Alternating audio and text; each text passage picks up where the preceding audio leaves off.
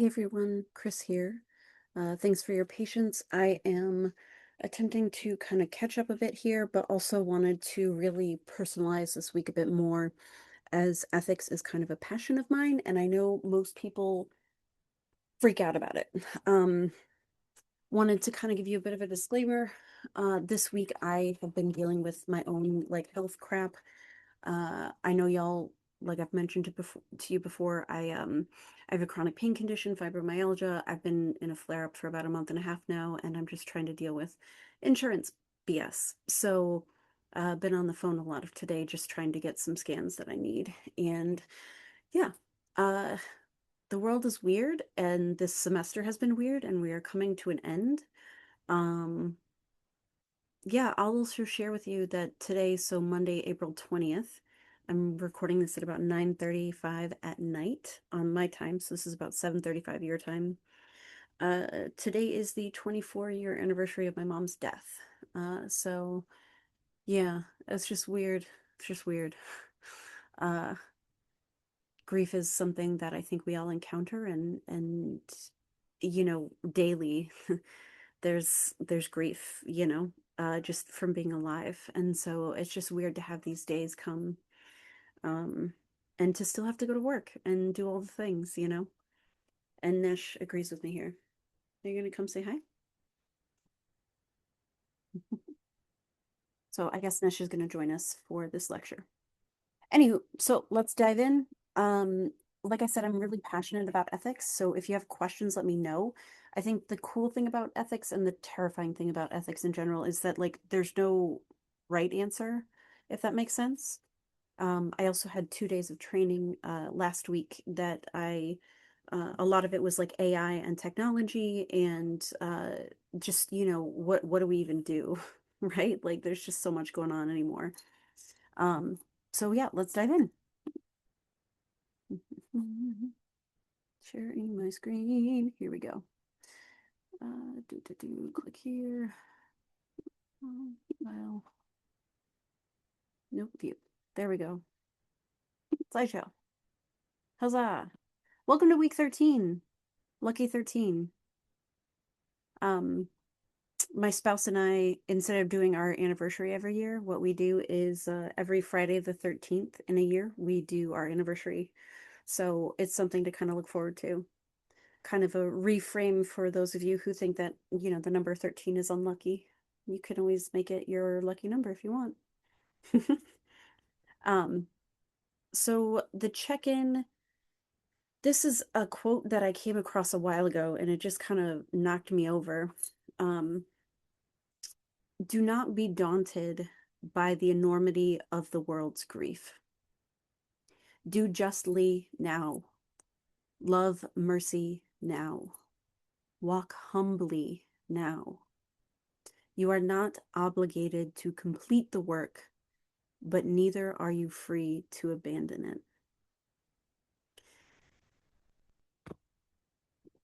You are not obligated to complete the work, neither are you free to abandon it. If you think about humanity, we've been around for a while now, but our lifetimes are so tiny compared to history, compared to like the history of humanity. Um, it's difficult to be alive in times like these, but we are a part of the whole, and this time is a part of the whole. What we do now shapes tomorrow, and the tomorrow after that, and the tomorrow after that. And I've been alive 38 years, 38 and a half years, and I can tell you that the choices that we make consistently over time, how we show up for people, how we show up for ourselves, do accumulate over a lifetime and make a difference. Um, no matter what your path is, no matter what you do, just know that you make a difference just by being in the world as yourself and by trying and by showing up. Um, I think that's actually kind of half the battle for a lot of people is showing up. But if you do that much, that is more than a lot of people get in their lives, and that's more than a lot of people feel capable of doing in their lives, you know? And so you get to model that for others, but also it's not just on us, it's not just on our shoulders. These systems that we are facing that are so broken have been broken likely since before we were born, and they're not broken, they're functioning exactly how they were intended to function, right? So it's not on us to fix it, but we also don't get to give up on the work. I mean, I don't know. I think those of you who had me like last semester, it's like I'm all about discomfort. Like if something is icky, if something like feels uncomfortable, that probably is where the work is, right? I think that's a good indication, and I think we all just need to get really like comfortable with being uncomfortable and just kind of living in that uncertainty and that not knowing, but with curiosity and with genuine, authentic care for each other and ourselves and whatever the future holds. That gives me hope. This kitty gives me hope. Good thing you don't have smell-o-vision right now because, oh my gosh, she's beautiful, but she's stinky. Anywho, on that note, some general reminders. Don't forget you got your weekly readings and resources, just your weekly activities in the minute paper. I get that we are coming towards the end of the semester, so there is one activity this week apart from the readings and everything, and it's just like a general class discussion. And I left it pretty wide open because I feel like this is a topic that is like why we don't have like one required course that is just ethics right now. I don't know. It should be.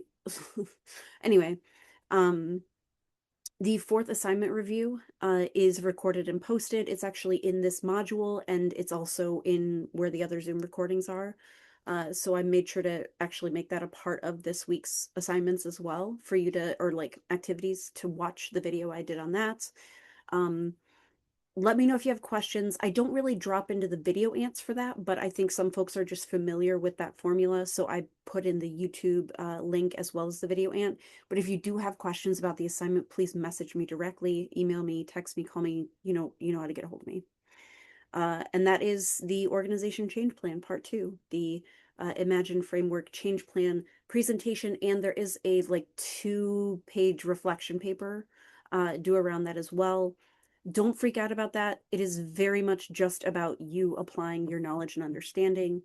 It's not super formal. I hope you don't like cite any sources in it. Like it's supposed to be just kind of a wrap up and a button on the presentation, which I explained in that video. Okay. More reminders. Again, please check your announcements thoroughly or regularly. Read the assignment materials thoroughly. Go ahead and watch the video that I posted.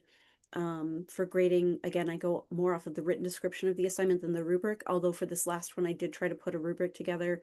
It might end up like getting thrown out the window depending on how y'all put your stuff together, because I try to average it out over what I'm seeing across papers, because if everybody missed the same thing, maybe I didn't express it fully enough or the assignment description wasn't clear enough. This course in particular, the assignments are broken down in a very bizarre way, and so I totally understand why stuff gets lost in translation. I'm trying to make it as clear as I can, knowing that it is crunchy. I did want to let you know too, I went ahead and did some updating in the grade book. Please don't freak out if you notice like your score jumping up or down a little bit. What I did was, instead of having every week be 2% of the grade, I lumped it all together as one participation thing. So hopefully you see your grade go up because of that. If not, if you have any concerns about the grade book, let me know.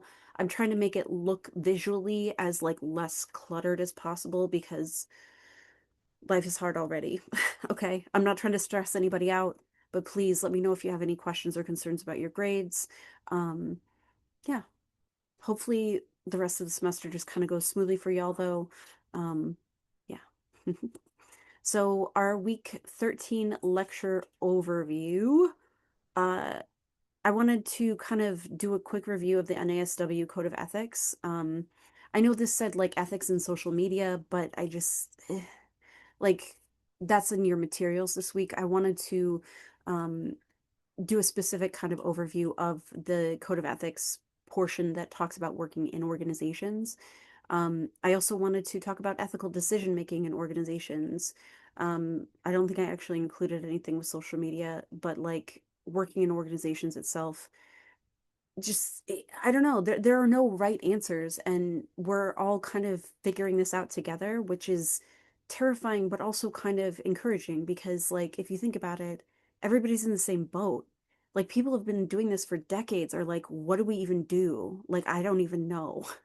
And like there are people who are well versed in this stuff and who have like built their careers off of this stuff, like Rick Reamer, who there's some materials in your content this week. I have attended a couple of trainings by him. He's actually out here, out east in Rhode Island, so that's cool. Um, but even he's not able to give specifics. Like I keep asking specifics in the lectures he does, and it's like, bro, you gotta tell me. You gotta tell me what specifically is like not ethical about the situation I'm in, right? And a lot of people can't really give us those scenarios, right? Or those specifics. And that's okay. Because, like, we're not going to get it 100% right 100% of the time. That's just not possible. So, the idea behind this is just trying to kind of approach and give you some skills so that if you ever encounter, or I should say, when you encounter an ethical dilemma or decision making process, like it's something that you notice like over time things happen. Like I remember being in school and like hearing about these social workers who would be in sexual relationships with their clients, and sitting in school it's like, well, that's stupid, why would you do that? These things happen over time. It's not like, oh, you're hot, let's bang. Like no, it's not like that. um it happens over like gradually over a period of time, and we can kind of make things make sense to ourselves over time, in various ways, and we can find ourselves in weird situations that we didn't anticipate, like working with kids and parents. It can get sticky like if we don't ask the right questions, or like it just it's kind of a minefield, but it's not, because we're all in this together. It's really only a minefield if you're not consulting with other people. And I'll get into that. But something else that was coming up a lot in the minute papers that I was reviewing was just power dynamics overall in organizations. And so I wanted to take some of those questions and address them to the course um, as part of the lecture today, just because I think it's important and I want y'all to know that everybody's thinking these questions. Um, and has these questions and holds them. So here we go. NASW Code of Ethics. I primarily, this is actually a hyperlink to the website. I wanted to focus on, come on, there we go. Uh, the third of the various ethical standards. So this is social workers' ethical responsibilities in practice settings. Client records. So much fun. Whether or not you're a therapist, or, if you're working in the community, if you are working with students, like whatever, like we all have paperwork that we end up carrying around. Like, thank goodness we've got like technology and phones and all that, but that opens up a whole other thing, right? HIPAA in general, so privacy of like clients and constituents and patients' records. My understanding of HIPAA is that there needs to be two barriers to somebody accessing information. So if you have a laptop that has a unique password on it that is not written anywhere, like that people can get to it at least, right? Um, and it is in a locked vehicle, then you're protected by HIPAA. If you have your laptop in your car and your laptop doesn't have a password to get into it and your car is locked, that's not HIPAA. That's not, HIPAA compliance. Um, Social workers should take reasonable steps to ensure that documentation in electronic and paper records is accurate and reflects the services provided. If you work in an organization that has its own like insurance, great. I still recommend that you get your own insurance, because if anything ever happens, they're more likely to uh throw out an individual than the whole organization needing a like a rehaul. So please make sure you get yourself practice insurance. Again, like I had it even when I was in hospice because like death and dying can bring up stuff for people like in families, and um you just want to protect yourself and protect your license and your investment in your education and your career. Um so we should include sufficient and timely documentation to facilitate delivery of services and ensure continuity of services provided to clients in the future. Frankly, my understanding and experience with documentation in the field is that it is for insurance purposes. Nobody has time to read each other's notes. I wish that was a thing. Um, but I mean, you could be the best note writer ever, and it's very likely just going to the insurance company.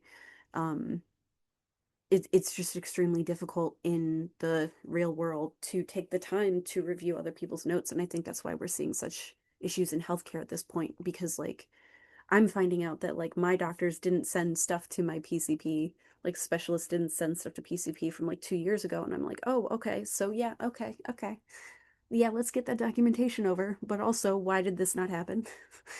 um, Documentation should protect clients' privacy to the extent that is possible and appropriate and should include only information that is directly relevant to the delivery of services. So, for example, right now, uh, I tell my clients specifically when I am onboarding new clients that I will not state anything in my documentation anywhere about sexual orientation, gender identity, or like nationality, immigration status, anything like that. Um, I make note of it for myself in a handwritten thing that I don't know, I'm still figuring out what my documentation system is, but like the thing is, like any electronic records, if you keep an electronic record for yourself, could theoretically be subpoenaed if you were ever like sued, for example. Again, this is not meant to like freak you out. Like the likelihood of us getting sued at any point is very minimal. Again, this is just about you like being aware enough to be able to take precautions. Okay. And I also want you to be aware too, because like if we think about the systems that we engage with, like for example, I work in Massachusetts, where we have to do oh, what do they call it? Uh, we have to do CANS, so child and adolescent needs and strengths assessments through the state if they have state health insurance. If for whatever reason people are control effing uh, for identities, for um, specific nationalities, for immigration status, citizenship status, for you know um, queer identity, other identity, abortion, other medical things. Uh, it's my goal to not have any of my clients show up for those kind of like trigger words or like uh, those keywords that people might be looking for because of what is accessible in state documents, if that makes sense, or could be accessible. Does that it's a weird time.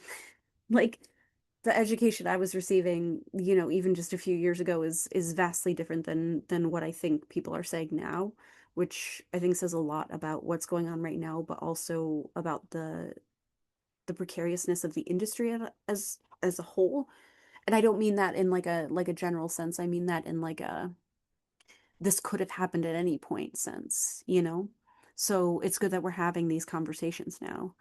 Um, yeah, and you're supposed to store records, I think for I think it's like 7 years, but it depends on your state. So just a heads up there.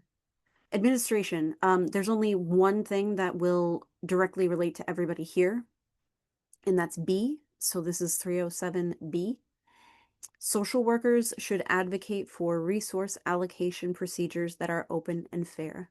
When not all clients' needs can be met, an allocation procedure should be developed that is non-discriminatory and based on appropriate and consistently applied principles.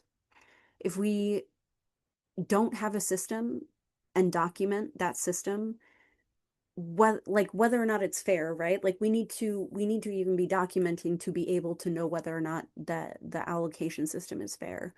But if we don't track it, how will we know?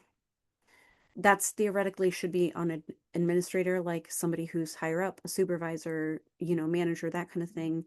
But it is in our code of ethics that we should be advocating for um, resource allocations that are open and fair.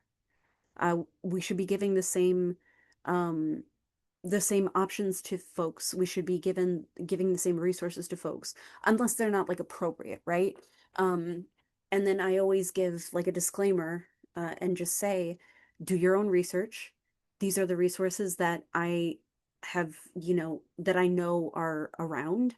And here's, kind of like the recent, I know that these things are active because I've given them to other clients and they've been able to gain resources. But like again, like folks need to make sure that they're appropriate services for what they need and resources for what they need. So this is the big one. Commitment to employers. Social workers generally should adhere to commitments made to employers and employing organizations. Generally should adhere. Generally should adhere. Social workers should work to improve employing agencies' policies and procedures and the efficiency and effectiveness of their services. Notice not that we should correct it all, not that we need to fix everything, but that we ideally should be working towards improving, whatever systems we're engaged in. Um, Social workers should take reasonable steps to ensure that employers are aware of social workers' ethical obligations as set forth in the NASW Code of Ethics and of the implications of those obligations for social work practice. I'll come back to this one in a little bit. Social workers should not allow an employing organization's policies, procedures, regulations, or administrative orders to interfere with their ethical practice of social work. I'm going to read that again. Social workers should not allow an employing organization's policies, procedures, regulations, or administrative orders to interfere with their ethical practice of social work. Social workers should take reasonable steps to ensure that their employing organization's practices are consistent with the NASW Code of Ethics. Now, the Code of Ethics aren't a law, but they are what we are held against, our standards that we are held against as social workers or held up to. Um, One of the trainings I had last week, the Rick Reamer actually talks about it needing to be like a if you averaged out all social workers, right? Would somebody in your situation, like the average social worker, have made the same decision that you made? Um, there's like a specific terminology for it that I can't remember off the top of my head, but like obviously we are in a weird world where much of our day to day forces us to kind of potentially negotiate our ethics to an extent. We all need to eat. We all need health insurance in this country. We all need housing.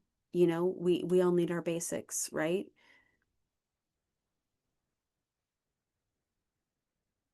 It's a difficult position to be in. Um, and actually one of my clients actually mentioned this to me today is like, are we actually free if we have to work in order to live? And it's like, that's a good question. That's a really good question. Um, Social workers should act to prevent and eliminate discrimination in the employing organization's work assignments and in its employment policies and practices. Social workers should accept employment or arrange student field placements only in organizations that exercise fair personnel practices. Social workers should be diligent stewards of the resources of their employing organizations, wisely conserving funds where appropriate and never misappropriating funds or using them for unintended purposes. Yeah, we got to be ethical. I also wanted to draw your attention to this as well. I know we talked about unions in the past. Again, not trying to give you any particular lean or bent towards one way or the other, but I wanted you to know that it actually, like our NASW Code of Ethics, mentions labor management disputes in our 310 here. Social workers may engage in organized action, including the formation of and participation in labor unions to improve services to clients and working conditions. The actions of social workers who are involved in labor management disputes, job actions, or labor strikes should be guided by the profession's values, ethical principles, and ethical standards. Reasonable differences of opinion exist among social workers concerning their primary obligations as professionals during an actual or threatened labor strike or job action. Social workers should carefully examine relevant issues and their possible impact on clients before deciding a course of action. So we can unionize, we can do collective labor, all of that. Like our code of ethics actually allows for that, and I would say even sometimes encourages it if it is to improve services to clients and also our working conditions, because again, if we can't even meet our minimums to be able to show up and be present for those who we work for and with and who we serve, how is that helping anybody? You know, we are also a resource. And if we are being overutilized, yeah, that's poor resource allocation, personal opinion. Y'all were talking about power dynamics in organizations. You were asking about that. And I think, yeah, I just wanted to highlight it came up a lot in minute papers, and I wanted to address some comments and questions to the class because I think they're important. How do we navigate positions of power while supporting our own values and integrity? I think I think that's why so much of our work as social workers and also in this program in particular, right? You think you're going into the MSW program to learn about social work, to learn about ethics, to learn about how to be a social worker. But a lot of this work is self-reflection. I know I didn't anticipate that coming into the program. The reason is because we can become siloed out in the field, right? I think that's how we navigate these positions of power and also like have that internal dialogue about our own morals and values, right? And our own integrity. Like it is easy over time to have stuff chip away, right? But that is why we do self-reflection, not just in school, but when we graduate. I highly recommend that, like, I know this is 100% asynchronous class, but like find peers that you trust, that you can maintain like communication with after graduation. Join NASW, like, you know, figure out, like, there are Facebook groups for social workers, there are Reddit threads for social workers. Like, find your community, utilize your supervisor, utilize your resources, ask questions, be curious, but also like maintain that curiosity with yourself. I would also say if you don't have a therapist, maybe get a therapist. And I'm not saying that as somebody in the industry. I'm in a whole other like side of the country. So like I'm not trying to sell my industry here, but like this stuff, I can tell you, so I have a therapist right now, and I come in and I talk to her about some of my cases sometimes because it's like this sucks. This fucking sucks. And like excuse my French, but like I have so many clients who need resources that don't exist and it's awful. And I had a client who was homeless for a month. And I here I am in my apartment, right? Like that feels terrible. That feels terrible at the end of each day. But I also know that I can't offer my couch. I have a 900 square foot apartment, like with my spouse and my cat. Like we're up to our armpits in crap. Like I'm not turning the camera around for a reason because it's just kind of like chaos. But that ongoing dialogue with ourselves and with others is important, and it's like our trusted others, right? Like you don't go to the person who makes you feel like shit, right? You go to the person who's like, I care about you and I'm going to tell you the truth. And sometimes that hurts, yeah, but also sometimes we need to hear it, right? We're also very much, especially just starting out in social work, I think we're put in a position of knowing all this stuff and having all these skills, but then being shrunk down into this small little bubble of that's just social work, or that's, or you just do resources or whatever. And it's like when we enter into these systems, it's like, it's almost like, I don't know, I can't like, I don't even have an analogy for how it feels. Like you walk into just like the fourth dimension sometimes. It's like, wow, this is just like dripping with racism, sexism, like or just the tension in the room. Like, I mean, and I'm also in a position of power, right? Like I'm a white person, right?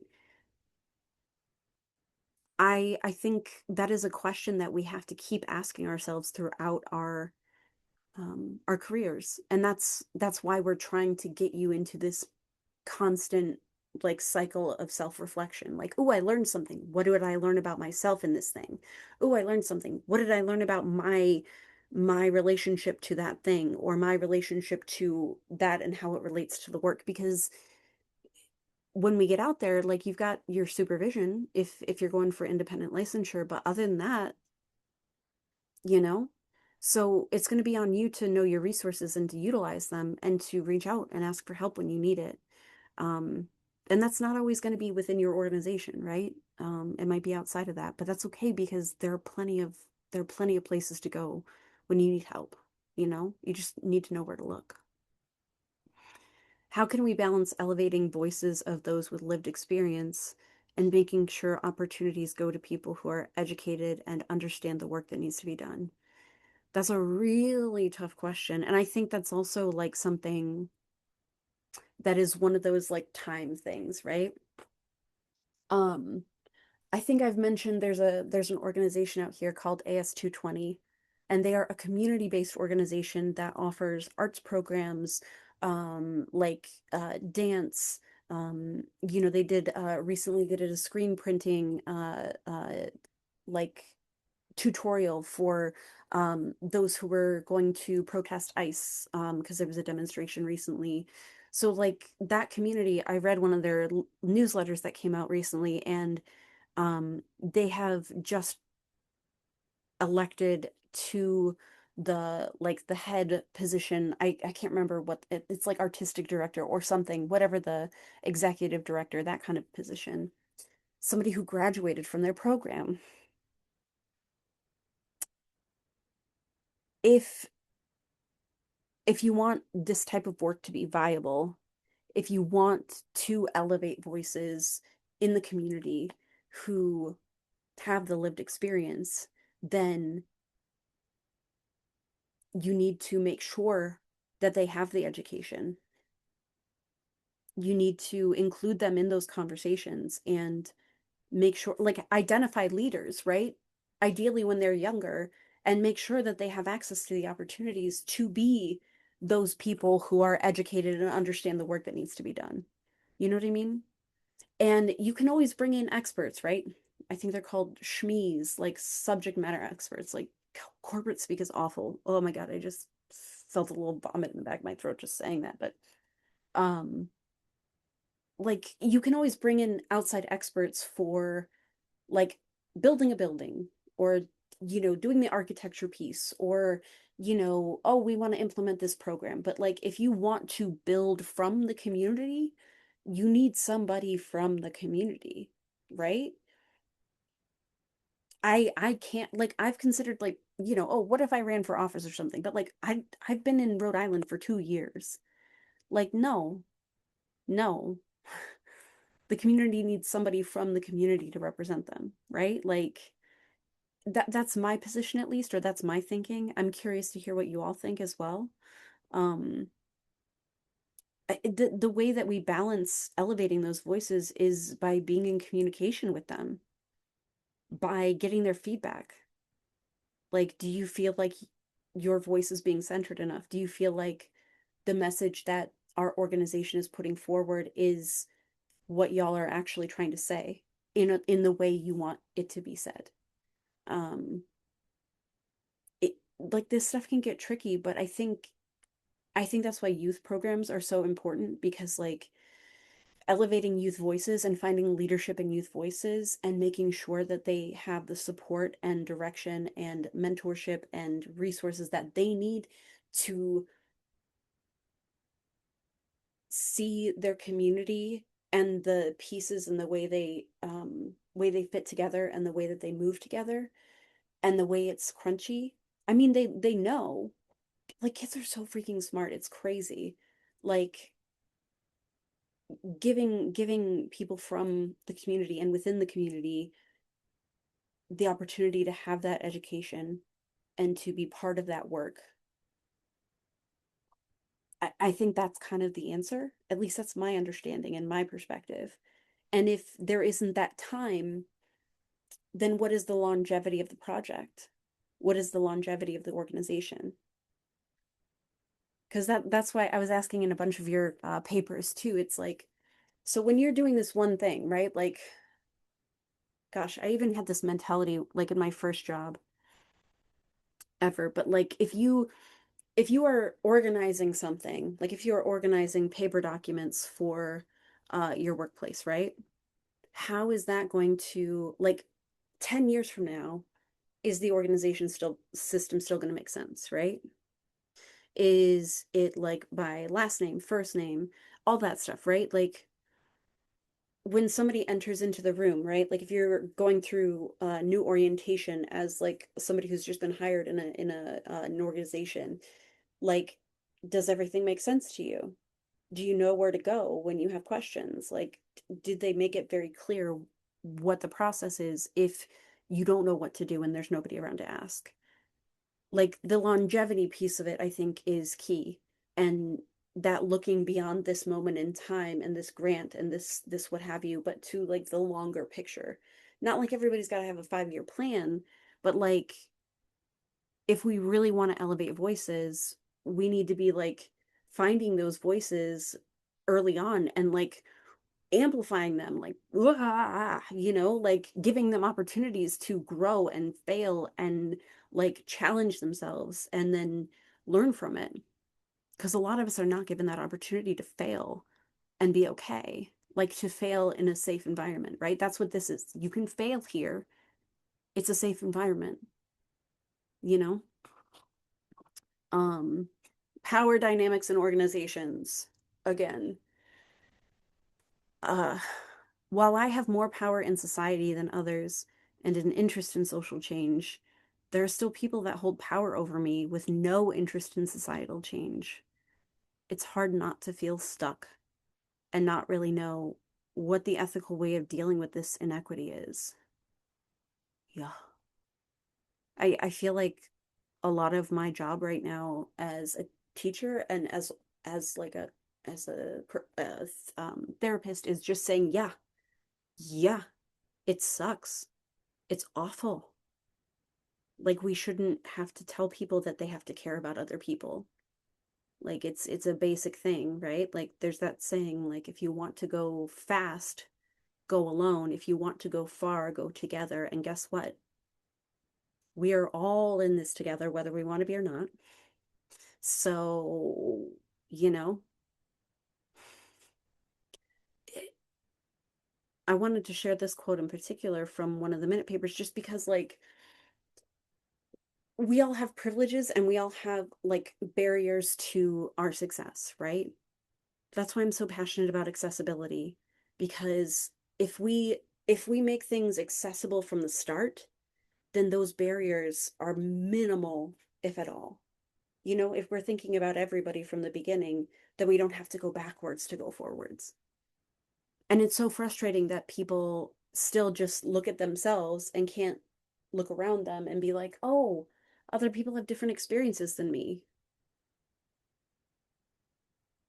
I think this is why theater is so important to me, why storytelling is so important to me, because I really think that like a well-told story is a way to bridge that gap and make people maybe look a little bit out of their tunnel vision of experience. We don't want to tokenize anyone, obviously, but like I don't know. It's hard to see so much suffering and hear so many stories of suffering and recognize that it's not just been the past however many years, but it's been like the world. I mean, and for eons, it's kind of part of our experience, and I don't know why. But yeah, it's hard to feel stuck. It's awful. And that's why you have to take care of yourself, right? That's why we all have to take care of ourselves, but also not alone. Like, I don't know what happened with COVID or during COVID or before COVID. Like, we need to figure out a new way to come together again. Because, like, eh, none of us are doing this alone. Like, that's not feasible. That's not viable. Okay. So, what do we do? I think I've already said a lot of this stuff, but if you feel like you're in a power imbalance, like, I feel like there's a difference between sucking out the poison and spitting it out and gossip, right? I do think that there is value in bitching once a week to a therapist or to a friend who's trusted or having a monthly get together with your friends from school where y'all just kind of like vent a bit about what's going on. Just, make sure there's no PHI that you're mentioning. Like if you're out and about, like eating a big meal outside or like, drinking, you know. So talk to your peers, supervisors, trusted mentors, HR, professors, other social workers, other professionals. There are networking groups, there are Facebook groups, there are, like I've said all of this, like you just need to know where to look. And MSU Denver has some great resources. Um, so look into them. I know not everybody has the capacity to do that stuff right now, but even if you just know what's available and how to access it, that is going to help you so much if and when the time does arise where you're like crap, crap, crap, crap, crap, right? So scroll back up to the top of the modules and like the general information for this course, right? Because that's where a lot of those resources are. Even just save them to your desktop or something. Review them when you have a moment. So like maybe over break, just so that like summer, just so you know what's available to you as a student and take advantage of those resources. Specifically with organizations, Lily Zhang is somebody I love and follow. Um, I thought I might want to go into HR stuff for a while, and so I was following Lily's work. Lily talks about DEI, has a book called DEI Deconstructed, and co-wrote Gender Ambiguity in the Workplace, Transgender and Gender Diverse Discrimination, co-wrote with Allison Ash Fogarty, PhD. Um, any identity can be discriminated against. So if you take a look at this book or DEI Deconstructed, I mean, Lily's just great in general. I have a LinkedIn uh, and started following her on LinkedIn. Um, but yeah, this was also somebody, Verna A. Myers, is somebody that is really a good like presenter. Came to one of the places I worked that was icky, but her presentation was really great. Um, Adrienne Maree Brown, I think I've mentioned Adrienne Maree Brown before. Uh, I'm sure I have plenty more. I just couldn't think of anything else. Like I said, it's been a weird day, and I'm trying to get this out to y'all so that you can, double or triple time it to get through to the discussion this week. But ethical decision making in organizations. This is actually going to be pretty like quick, I think. I mean, is there such a thing? Right? I mean, isn't that ethical decision making in organizations like in late stage capitalism? Does that it feels like an oxymoron, right? It feels like it doesn't like the oil and water, like it doesn't mix, right? I mean, so is there such a thing? I don't know. I mean, there's that quote, there's no ethical consumption under capitalism. Until we are all free, none of us are free. Uh, None of us can be free until all of us are free. Um, Black history teaches us that liberation is communal and not solitary. So what I would say is that, like, again, we're not in a vacuum. Ethical decision making is community decision making.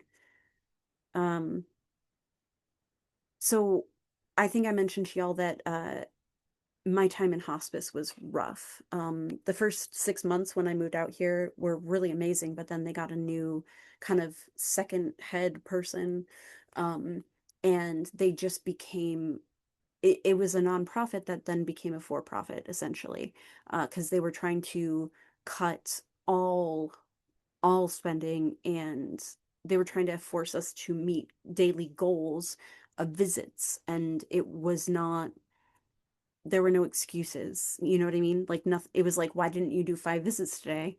It's like, because I did 3 hours of driving, and also like somebody died while I was there, and I had to, be with the family while they were going through this hard time. Like, nope, nope, nope. So it got to a point where I was feeling like I was having to ethically go against my morals, like my core. And I was starting to experience moral injury, and I was starting to think that they were forcing us to be unethical in practice. Um, so I actually called, as a member of NASW, you can call, there's a legal hotline. Um, and they can't give you legal advice, but they can point to you like where in the code of ethics it tells you like to look. And the biggest thing I want to tell you is that, like, when you obtain your MSW, and even when you're a social work intern, you are hired as a social work professional who adheres to the NASW Code of Ethics. If a workplace is asking you to do something that is against the NASW Code of Ethics, they're asking you to do something outside our purview as social workers. They're asking you to go against the NASW Code of Ethics, but that is what you were hired in to be and to do. That single thing kind of really helped me put it in perspective. I was like, you hired me as a social worker. If you wanted to hire somebody who wasn't credentialed, then yes, you can totally try to have them focus on numbers and goals and productivity. But at the end of the day, my code of ethics tells me that productivity does not mean that I sacrifice quality and getting people the resources that they deserve and that I feel mandated by my moral core and center to give. And I'm not saying going above and beyond for every single person, right? Like we have to make choices each day, but there are some basics that were just like, it was impacting patient care. Um, and it was really devastating to see. So my lived experiences and best practices for y'all: document everything, uh, for real. So if anything feels questionable, document it, start documenting it. Um, don't inherently trust your HR, especially if you are working for a for-profit. They will tend to prioritize the company over you as an individual. Um, so just if you document everything, like, and save documentation personally, uh as you are able to, like, while still maintaining your safety and not, breaking any HIPAA or anything like that. uh just document to protect yourself, and that's a good practice to get in as a social worker anyway. um know your resources. uh I want to go back to don't inherently trust HR for a moment. I don't know how things are going in Colorado. I actually had some really wonderful experiences with HR out there.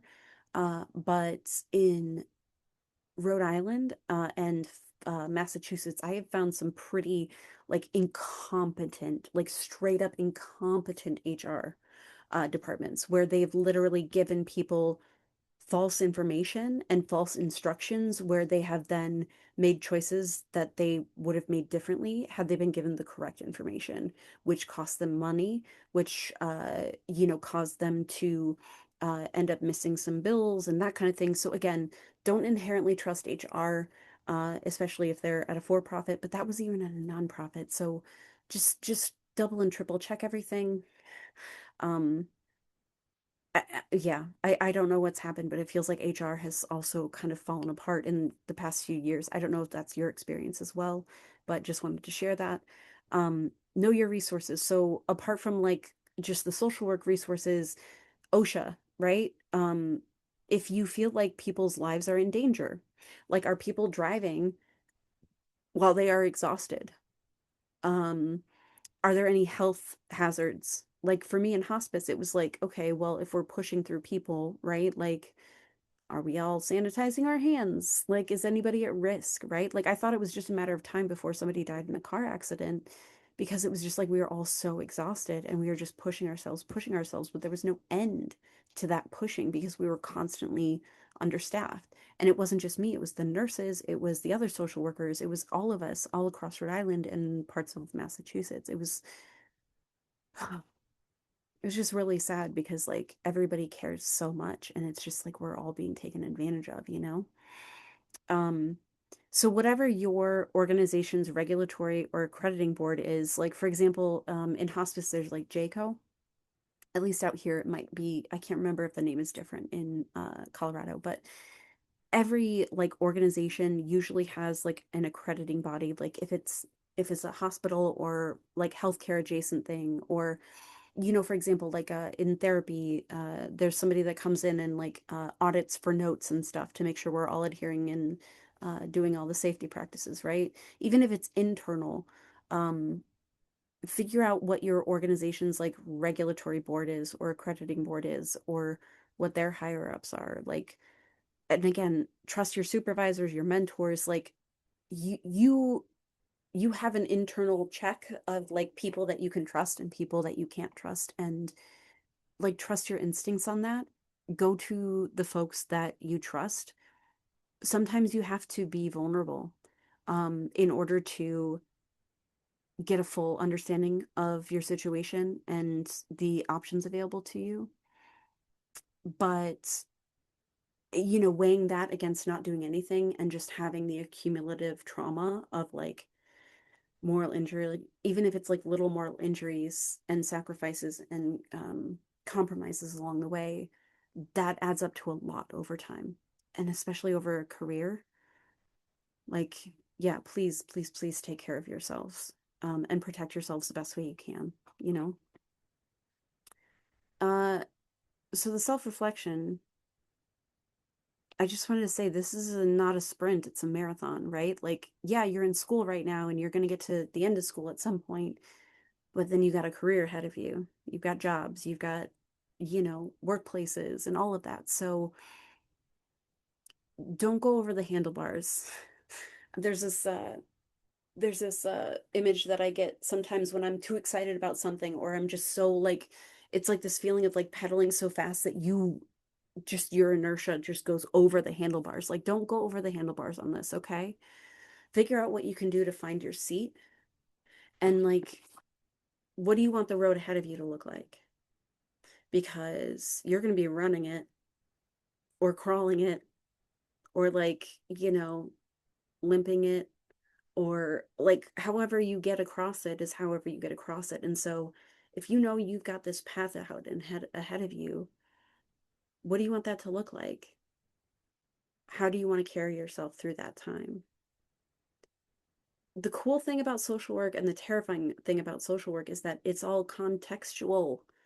Like that's why the testing is so hard for licensure is because like you have multiple choice and it's like the little snippets they give you are not in the gray at all and it's like no, but I can think of like 10 different reasons why this would be okay or why this wouldn't be okay based on circumstances. That is our strength, right? Is being able to operate in the gray and make the best decisions and choices we can in the moment. Don't be afraid of that. And again, I don't want this lecture to freak you out. Like, the ethical piece is part of the discomfort of this ongoing thing of being a human in a changing world where nobody has the right answers. And even if they do, that's for a small period of time. So get used to this like ongoing growing and like discomfort and not quite knowing, but being able to articulate why you made choices in the moment. Because I guarantee you, you have good reasons for the choices that you make in the moment, even if you can't articulate them right now. Um, that's a skill that you can develop, you know? Um, but yeah, thank you all so much for your time. I know this has ended up being a lot longer than I had intended it to be, but put it on double speed, triple speed if you need to.